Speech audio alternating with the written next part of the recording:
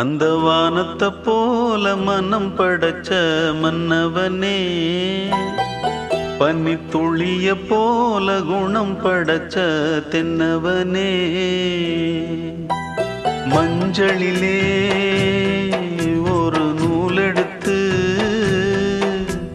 விண்ணுக்கும் மண்ணுக்கும் சம்பந்தம் உண்டுன்னு சொன்னது யாரு? அது மன்னவன் பேரு.